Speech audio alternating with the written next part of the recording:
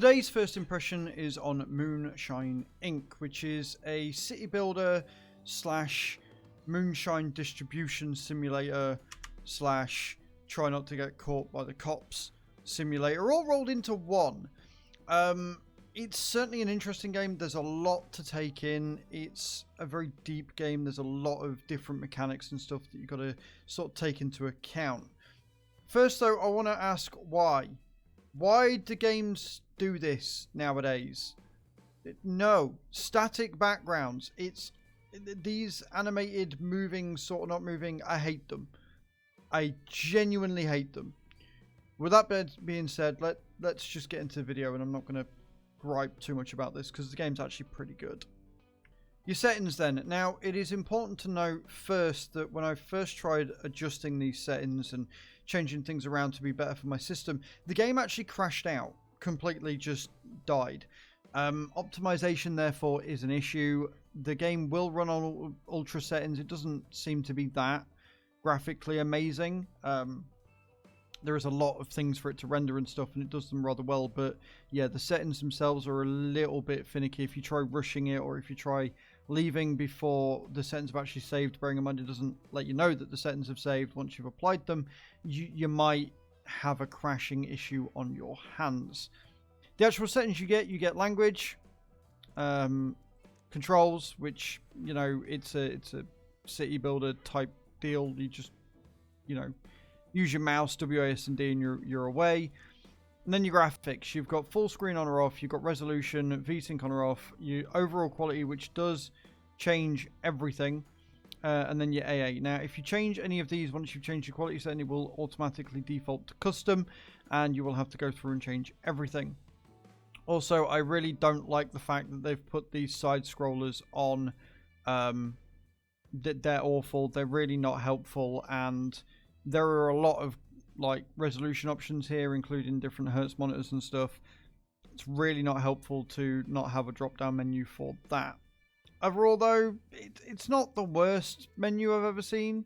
And then sounds. You've got master music, sound effects, and voice.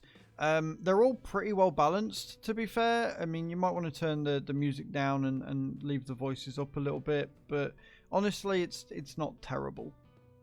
Once you're in the game, there is a multiple different sort of ways that you play this game. It's many games in one is probably the best way that I can describe it. So you can't set it up to do multiple lots by the look of things. You've got to just keep going in and micromanaging pretty much everything. But once you've made a recipe, you can save it. And the idea is that you basically build up your base here, make better quality alcohol, make more alcohol. You've got your missions in here that you got to do just to help you along, and then you've got all your little tooltips down here. So if we start from right to left, you've got your inventory. This shows you all of your ingredients that you've got. It shows you the alcohol that you are making and that you've got in storage, and your equipment that you've got available.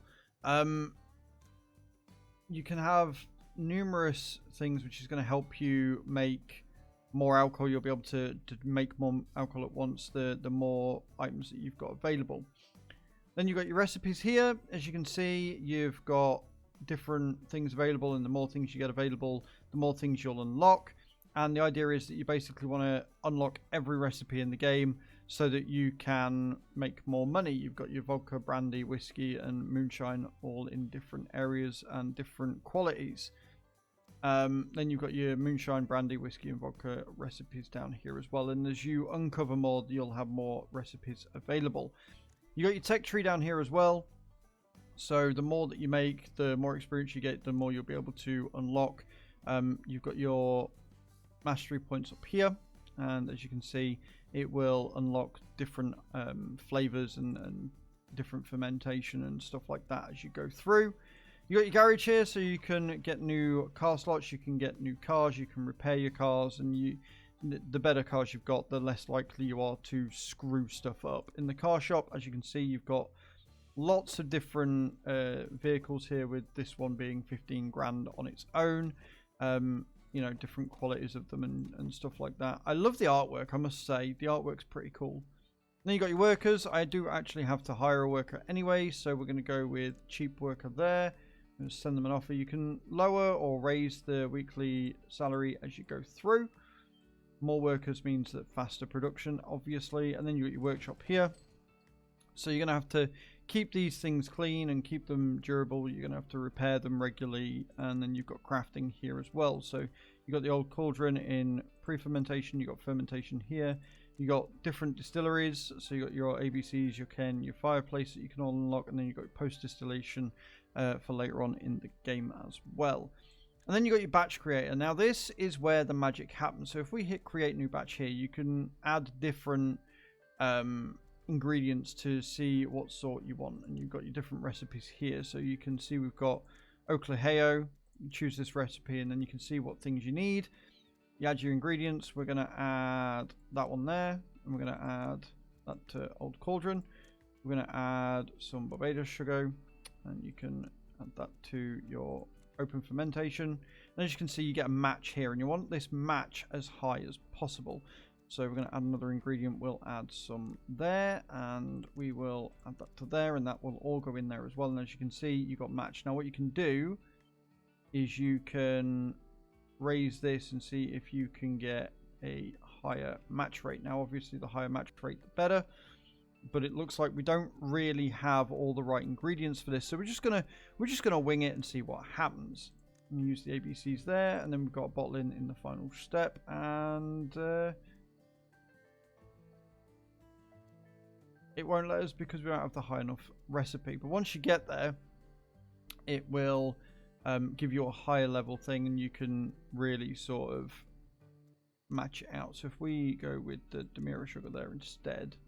Gives us a 58 match, and then you've got to mess with it and see if you can't get it to a higher level. It looks like you need it to be at least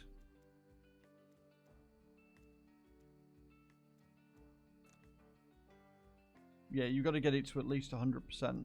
So I can't make this recipe because I don't have the right ingredients, but what I can do is I can go to the map here and go to the store, and we can buy stuff.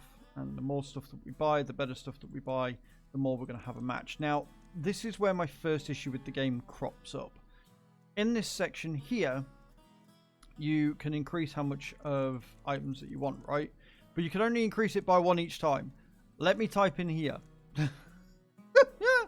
let me type in an amount here. I've got 10 or 11 grand that I want to spend. Let me add it to the cart, you know? Buy some of that. We'll buy some more corn syrup. We'll just buy a load of ingredients, and then once you've got your ingredients, you can start messing around with, you know, all of the stuff, and you can hopefully then maybe, you know, make the right thing. So then you go back to your batch creator, you look in this one, and you can start changing stuff out for different sugars and see if that gets you a higher match. See if you can get a higher match from that or not, and then you can change this out for something else as well. So we will go with beet sugar maybe. That gives us a 58% match, and then you just mix and match and try and get it as high as possible, and then you can create it. Once you create it, it will go to the next stage where you will ferment. So if we come off here and we create a new recipe, can we change the recipe? We can. There we go. We will go with, that's 100% match. There you go. So we're now making something. Don't know what I'm making, but we're making something. Then you can speed everything up. And if you go back to your base, you will see here that the workers run around and they start making stuff. And then once you've made it, you can start distributing it. And the way you distribute it is simply by choosing this. You choose your cargo once it's been made. And then you can set your destination as well. And then they will drive there. Now, it's important to note that on this screen, you have things you've got to avoid. You've got an alert level. The higher your alert level means that you're going to have a higher chance of being raided. If you get raided, you're going to be in trouble. I should have some stock to get rid of. There you go. Poor man's tequila, and then we can set the destination to, we will go here again. There you go. And then what will happen is that they will drive there, and, or at least they should do. Yeah, why are we not setting a destination? because I didn't set the destination. That's why. Try that again. It's a bit finicky because you've got to hit the set destination. There you go. No, why does it not do it? Hang on a minute. What's going on here? Oh, because I didn't hit start delivery. Yeah, and then they'll drive. Now you can have random events that happen on route, right? So you can the driver can take a you can take a route, you can take a you know, the wrong route. You get random things that happen, and then you can get more or less delivered as a result. And then they will go through and they will sell it, and you've got to try and get 20 litres or whatever of the poor man's distillery done. And that really is all there is to it. For some reason, this isn't going...